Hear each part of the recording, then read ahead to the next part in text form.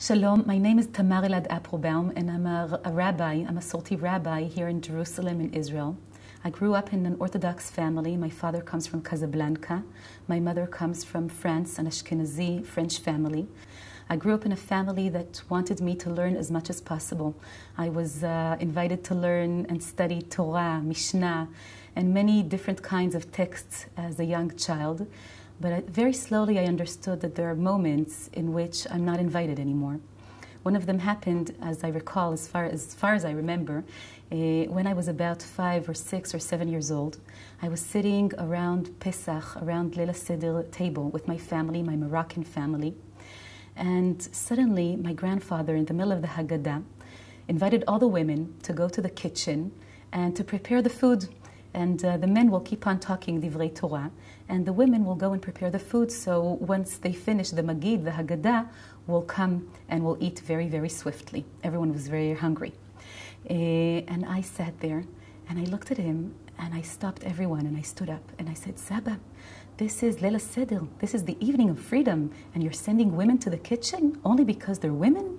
All of us are free human beings, and we should be studying together.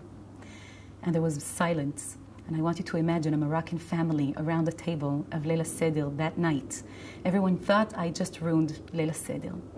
But my grandfather, Saba Yaish, stood up and said 2 words in Hebrew, Hayalda tzodeket. The girl is right. Since that day on, I noticed that in certain moments I'm invited and in others I'm not.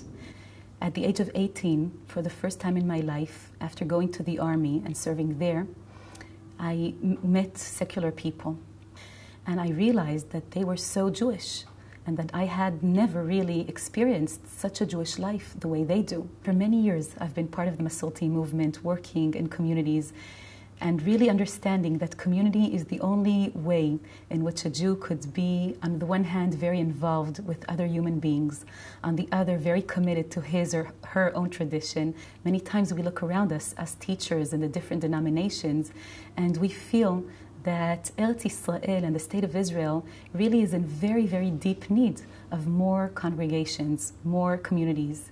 And that need, more than anything else, needs leaders. And we decided to create this school for spiritual leadership, an Eretz-Israeli school coming from teachers from all around Eretz-Israel and all different denominations, with or without definitions. We decided to do it here because we felt that this place has a very, very deep sense of what community really is and what really should be.